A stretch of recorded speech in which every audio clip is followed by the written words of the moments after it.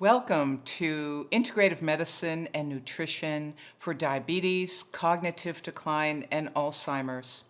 I'm Dr. Leslie Korn, and I am so excited to invite you to work with me over the next many hours to learn specific skills, the science, and the clinical application that will enhance your practice, enhance the lives of your clients and patients, as well as your own well-being and that of your family.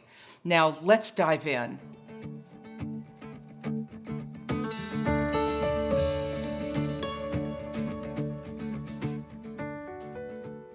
This module is the introduction. I want to share with you a little bit about my story and my training and background and how I came to this work in integrative medicine. I was very lucky to travel to the jungle of Mexico in 1973. And while there, I got sick with absolutely everything possible to get sick with.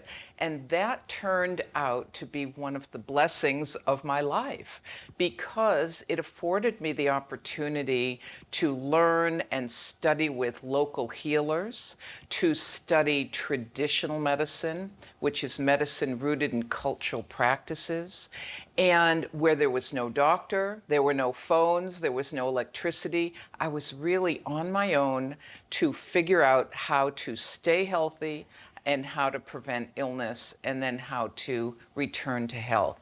So this was my introduction at a very young age.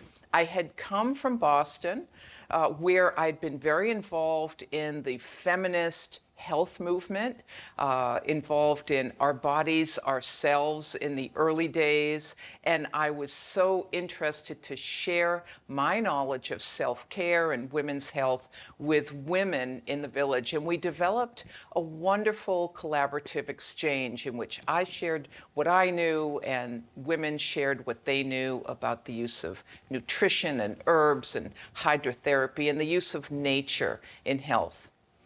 Now, I ended up staying there for over 25 years. The first round, I was there for 10 years. I started a health center, and it was a collaborative effort with me and the women and men of the village, in which it was a public health, natural medicine free center.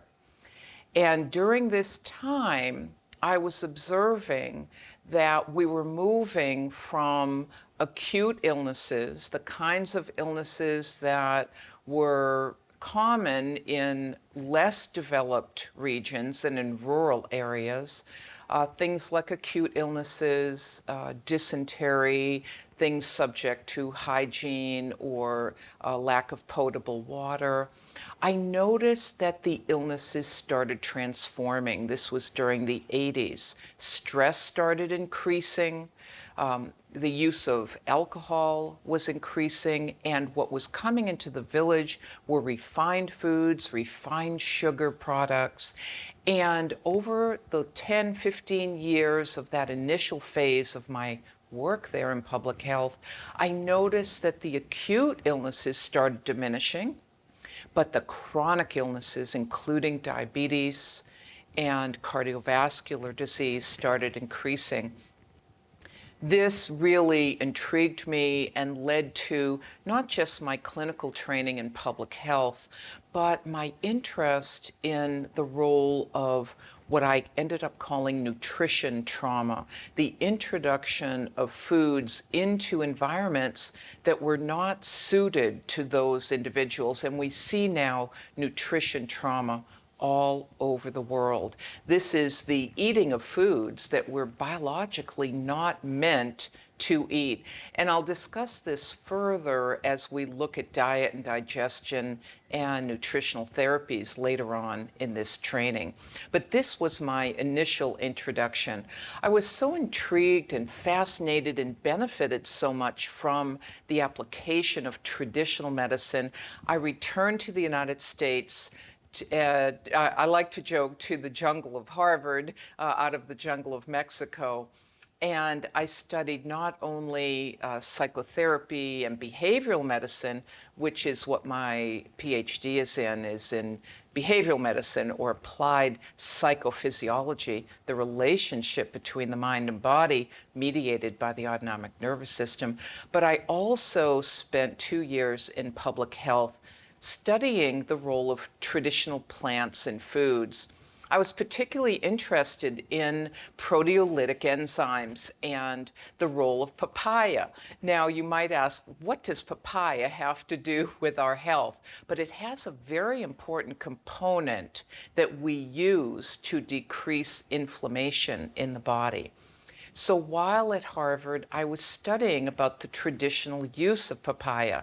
Now, I'd been introduced to papaya and proteolytic enzymes while in the jungle.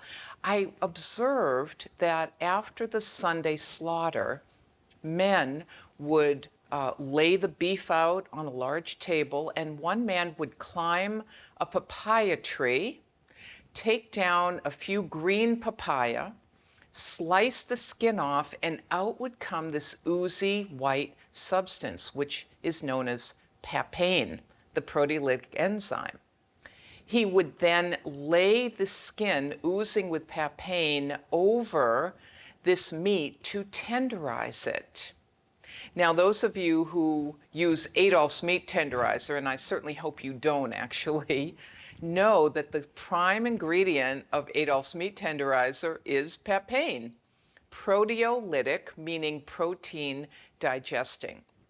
Now, we use proteolytic enzymes for many things, but relevant to our exploration during this course is how we reduce inflammation in the body.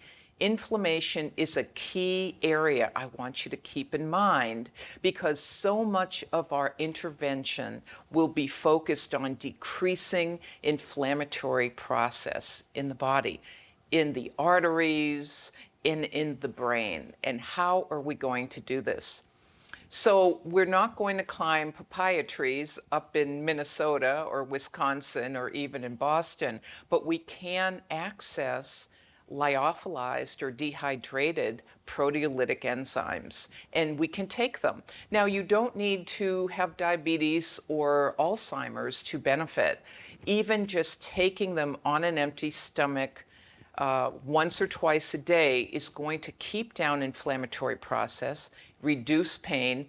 Even if you're in great shape and you're an athlete and you suffer from muscle soreness, it'll reduce pain. So that's just your first little hint about how we use nutrition to reduce inflammation and prevent or manage the symptoms of diabetes and dementia. And that was a little bit about how I became involved in the role of nutrition and natural medicine and health and well-being. After I spent several years in training at Harvard, I was so lucky to return to the jungle of Mexico on the West Coast, and I was funded to carry out research in community trauma. And this was a whole area of exploration in understanding how stress makes us vulnerable to diabetes. Believe it or not, diabetes is not just a disease of sedentism, of lack of exercise, of poor quality nutrition, of too much sugar, though of course it is all those things. But it also begins with stress. And when I explore with you in Module 3, the biology of diabetes, I will walk you through the role of stress and the development of diabetes and dementia, Alzheimer's type, and we'll explore throughout this course ways of reducing stress biologically and emotionally. I was also very lucky to train as a body worker. It's how I began a lot of my clinical work. I'm trained in polarity therapy, cranial sacral therapy, lymphatic massage, and later on I'm going to share with you a protocol for the delivery of a massage therapy that reduces blood glucose, that enhances relaxation, that moves excess lymph or congestion, lymphedema, throughout the body. That'll be in a later module. I'm going to share with you in a little bit some of the books that I've written that will amplify some of the content in this course. And after then returning to the United States to live and work in Boston, and then I had the opportunity to live and work in the Pacific Northwest. The Center for Traditional Medicine, which I founded in rural Mexico, became part of the Center for World Indigenous Studies in 1994. And it became the research and clinical medicine arm of the center, which is an indigenous-run center devoted to Indigenous peoples worldwide. I was very lucky then to bring some of these concepts that I'd learned in rural indigenous Mexico, expanded upon during my clinical work in Boston in public health, and then apply them during cultural revitalization activities with Pacific Northwest tribes. And these were collaborative seminars that I developed with individuals who have a tradition of natural foods and herbs and practices that often get lost in the effects of what we call development. And so this was a whole opportunity I had both to learn from traditional medicine of the Pacific Northwest up into British Columbia, but also into the eastern United States and Canada among Anishinaabe people. And this is a whole area of interest that I will share with you in terms of my nonprofit work. I developed a pro bono program called Nutrients for Natives that provides free health care for Native individuals who are experiencing diabetes and without the funds to pay for integrative treatment. And if this is an interest of yours, I welcome your contact with me. I want to share with you my page of books. I've been very fortunate to have time and energy to write books. Let me just share with you my newest book called Natural Woman. And I write a lot about what I learned while living in Mexico, but this is a book devoted to women's health from prenatal period on through passage at death.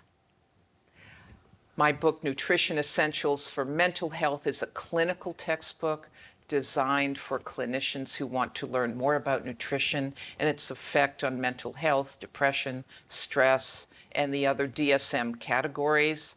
Rhythms of Recovery is devoted to the treatment of trauma from an integrative perspective. Preventing and Treating Diabetes Naturally, the Native Way, was written with Dr. Rudolf Rieser and is about diabetes prevention that is suited particularly for people in the Pacific Northwest. And I'll share with you a lot of that content in this course. Multicultural Counseling Workbook is a lot of exercises about how we connect with people across cultures. And of relevance to our course here and our module on culture, one of the best ways to bridge cultural diversity and cultural communication, I think, is through talking about food and food traditions, cultural health practices, and to really engage. I find it interesting, but more importantly, I think it builds a lot of rapport, and it's fun. The Good Mood Kitchen is for my clients and for your clients to understand healthy foods, and there's lots of great recipes and tips for how to stay in a good mood and how to take care of ourselves. Eat Right, Feel Right is all about recipes. And Medicinas de la Selva is a bilingual book. Now, these last two books, Medicina de la Selva and Preventing and Treating Diabetes Naturally, are both in English and Spanish. They were designed and they're very low cost, and some are even for free download. These are for English and Spanish-speaking clients, for clinicians, and I've placed them online at no charge as really a service to share information about preventing and treating diabetes using integrative medicine. So these are a few resources available to you. I've given you both of my websites here, and particularly on cwis.org, you will find loads of free resources to download to share not only for you and your colleagues, but use with your clients as well. So let's begin. What is the focus of this training, and particularly of this module? I want to look with you at an overview of the disease processes that begin. We'll focus on diabetes type 2 in particular, along with cognitive decline and Alzheimer's, but I'll also review diabetes type 1 and gestational diabetes, in large part because we know there are a lot of actions that we can take clinically that can prevent and even reverse some of the symptoms and the signs, particularly new information about diabetes type 1 and environmental triggers. I'm going to review principles that can be applied across many lifestyle issues that lead to chronic illness. We're going to review a lot of conventional approaches, but the particular focus of this training is to shore up our conventional knowledge, but to focus on the emerging state of integrative methods for prevention, management, and treatment. Above all, I want to provide you with actionable methods. I want you to leave this training with lots of steps that you can choose to take. And one of the best things about this approach is that you can choose where you begin. I'll make recommendations, but where you begin will be very much up to you and suited to your own clinical practice. But no matter where you begin with these approaches, you will find success. This course has a number of modules to it, and I want to walk you through the state-of-the-art clinical practice. I will provide you with the research and the evidence. There's a great deal of evidence for what I'm going to share with you. There's some work that is anecdotal that has not been proven, but we know through clinical observation we see results. And I will differentiate that for you depending upon what your needs are and what your own clinical practice is. I'm going to begin with definitions. We're going to explore ethics, scope of practice, biology and the risk factors. We'll look at the psychology of diabetes and Alzheimer's. One of my favorite topics is psychological and psychobiological rhythms and the role of hormones, both deficits and supplementation. Culture and competency, as I mentioned, will play a very important role in our interventionary process. How do we engage cultural practices of a diverse population? And indeed, I'm going to share cross-cultural recipes with you.